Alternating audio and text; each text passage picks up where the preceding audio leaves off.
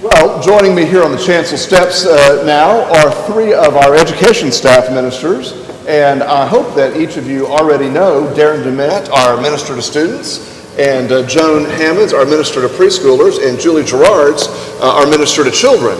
As Darren mentioned in the welcome, this is sort of the kickoff day for all the summer activities for preschoolers, children, and youth. And we thought it might be interesting to have a little conversation to help you understand that these are not just activities that fill up a calendar for the sake of having something to do and to get kids out of the house, although I know that's a good idea as well. There actually is a purpose behind everything that we do, and we'll begin maybe with the youngest, and Joan, why do we do summer activities for preschoolers, and what are they anyway? All right, well, a lot of the reasons that we do summer activities for preschoolers is because they are very active and they are looking for something to do, and if we don't give them something, they will find it. And so we're going to help them with that. But the number one reason that we really do what we do is because we believe very strongly that preschoolers learn very early and that they learn about God very early. And we believe that it's very important to begin very early, laying that foundation of faith. And so just introducing them to who God is, that God loves them, that God thinks they are very special, all of that comes in together, and we believe that that needs to start at birth. And so in Vacation Bible School, we actually begin with 3-year-olds who are members of the church. And if a parent is working in Vacation Bible School, we begin with infants all the way up. So we believe very strongly that what we're teaching is a part of that foundation of faith, and we make sure that it is. So we're, of course, doing Vacation Bible School, but then also we will be doing day camps for preschoolers, 3-year-olds and up, until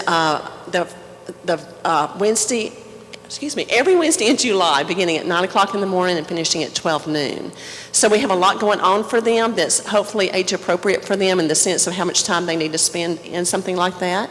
And so we would love for you to invite anybody that you know to come to Vacation Bible School. Like Mark said, they can walk in the door and we'll take them. And so we look forward to working with your preschoolers this summer. Oh, great. So we're starting young, and then we move up to our elementary age children. Let's just take this in order.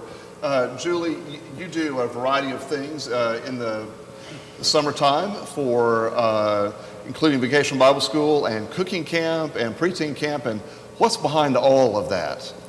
So we really want to give kids an opportunity to live out their faith in daily life. So cooking camp is something that you do on a daily basis. You cook, and so we want to relate that to their faith life.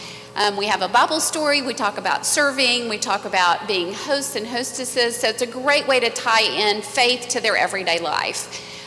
Sarah Stafford also does a wonderful music camp where the kids come and learn a musical in a week, and it's always a Bible story, and so they're getting a lot of exposure that way. And then we have preteen camp at the end of the summer for our 3rd through 6th graders, and it's a great time for them to go away from home, be in a different context, and really spread their wings. It's just so fun to see them build confidence being away from home and connect with other kids and live out their faith. And so really the whole reason we do this is so that we give them opportunities to live out their faith on a day-to-day basis. And what is it we're learning at Vacation Bible School this year? So our theme for Vacation Bible School is Have You Heard? And our theme is about Jesus being our shepherd and we are his sheep. So all of our stories relate to how Jesus provides for us, he comforts us, he loves us, he cares for us. And if you haven't had an opportunity yet, there is a wonderful art show that's artwork in front of the main office that's shepherd. Yeah. I don't think we planned it that way, but it worked out very well, and so that goes with our theme for Bible School as well. Well, fantastic, and thanks for that reference. And as Julie's passing the mic to Darren, I want to pause and make a point that this is an integrated approach that we're trying to have here. And so you see this beautiful youth choir behind us, and we're leaving next Saturday on a week-long mission tour to Los Angeles, as Darren mentioned. And guys, how many of you attended Vacation Bible School as a child here at Wilshire? Yeah? All right. See what happens when you attend Vacation Bible School? You get to sing in youth choir. Can I say one more thing? Yeah. I wanted to say one more thing. This is such a great opportunity for kids of all ages to be exposed to church that may not necessarily come to Sunday school. Dessa, who I baptized this morning, her very first time at Wilshire was cooking camp.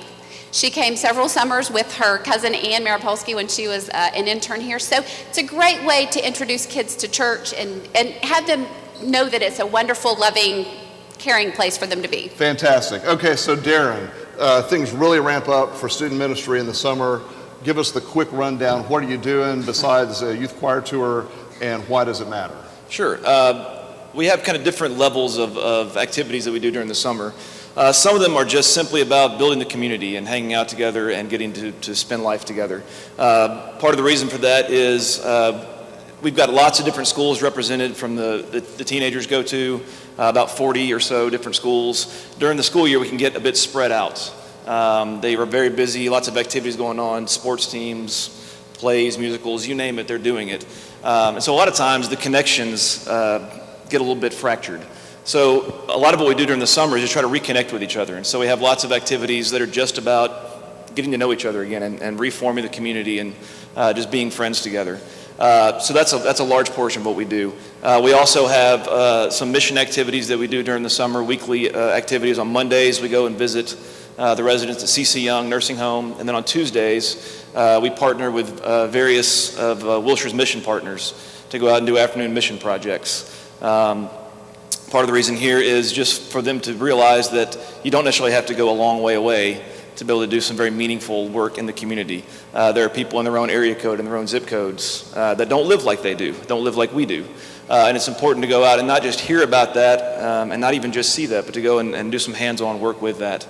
And then we have activities like our youth camp, which is kind of our big spiritual moment for the year, I suppose. Yeah. And not that any of these things are necessarily any better than what we do during the year, but it's more concentrated, and so it's a chance to get to kind of focus more intentionally about our spiritual life, to be able to pull away for a week, get away from the distractions that might be here, spend some time with a community of people that love each other and care for each other, and learn about how to live into the people that God has created them to be. Wow, great. Thank you, Joan, Julie, Darren. Thank you, parents, for bringing your kids to be involved. I hope you see that it makes a difference and that there is a purpose to all the planning that goes on as we seek to be the community of faith together. Thanks.